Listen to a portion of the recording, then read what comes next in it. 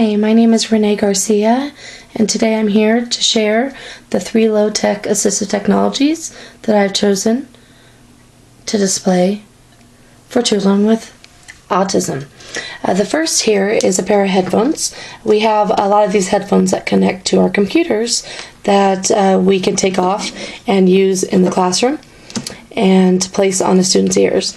We would use this for someone who has difficulty with sensory as far as hearing, is very sensitive to maybe fire alarms or bells ringing, those kind of things, and placing these on the ears of the student would help prevent maybe a set-off for the remainder of the day and disrupt their complete schedule for the day due to an interruption such as a fire drill. And usually as teachers we're prepared for those activities that are going on, and we can notify our students that that's going to be coming.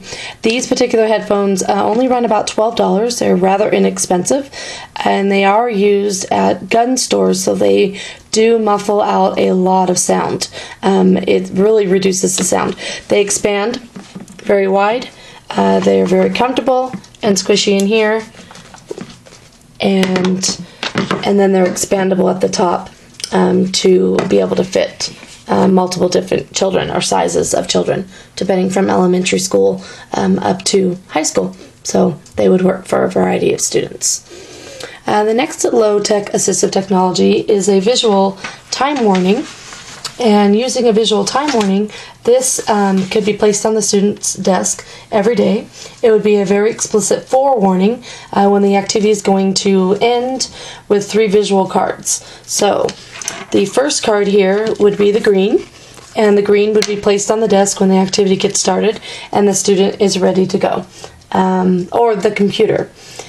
With that, the student would know to get working, and then as the time is coming to an end, the teacher would flip over the next card to the yellow, meaning that they're almost done, and that would give a visual warning that there's 1 to 2 minutes before the activity is going to be finished. So then they have an idea that they're going to need to be finishing up the activity that they're on pretty soon here. And then next would be the stop sign. The stop sign is a red sign, and that would represent that the activity is getting ready to stop and that they need to go ahead and finish up what they're doing, put their pencils down.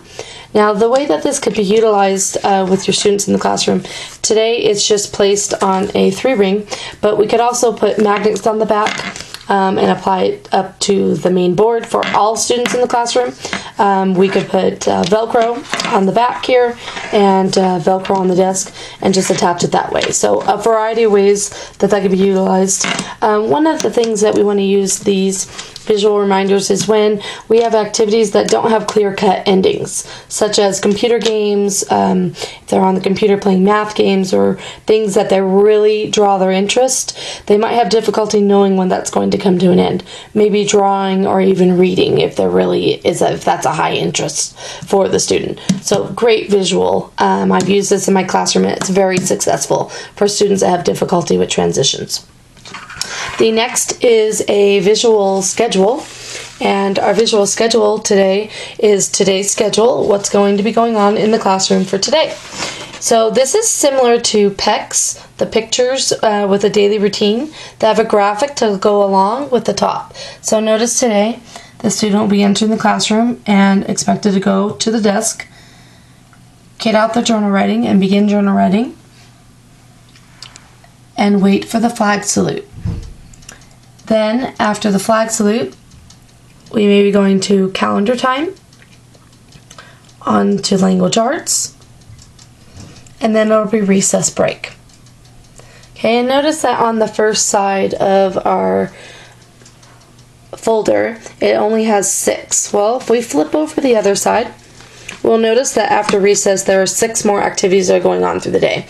Kind of breaks down the day very nicely for the student, and they would be able to either check these off or just peel them off and put them into the envelope inside the folder. So then we'd go on to math, science, lunch, and then returning from lunch would be art, PE, and home.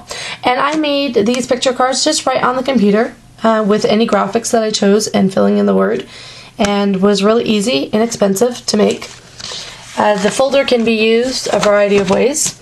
It can be opened up as a large schedule for the day, put on a whiteboard, or maybe hung from a ribbon or hung somewhere in the classroom using Velcro. What we notice when we open the inside is we have the extra activities that are going on, where the cards can be taken off and placed inside the envelope, and also things that the student might need or when they're done. So here we notice that when I'm done, my choices are to read a book, draw, or computer time. So if the student is nonverbal, then that student can go ahead and pick up the folder, picture card, peel it off, raise their hand, show the teacher what they want to do, and that would be a visual tool. And then maybe there's things they might need.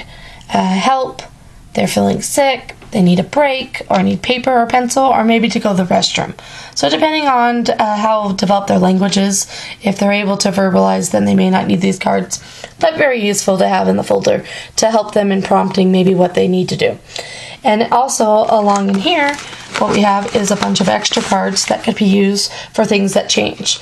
Maybe a library visit, a fire drill would be really important for the student to be prepared, and then that way they'd have the headphones on their desk ready to go, and maybe a time of when that's going to be happening. If there was a cooking activity, maybe assembly, that's a hard transition time, and the student being prepared that assembly is coming that day would make the transition a lot easier. Maybe there's going to be music or a surprise activity, or maybe even a visit to the computer lab. So depending on the activities that are going on, this was based for a elementary student to use in the classroom, and you would need to work this out if you were working with high school kids, would have maybe more of a detailed schedule as far as the warm-up, guided instruction, on to individual instruction, questions and answers, and maybe the ticket out the door, the final activity. So depending on how it's being used per period or per the day, this folder could be utilized. So I hope you enjoyed my assistive technologies today, and wish you a very good day.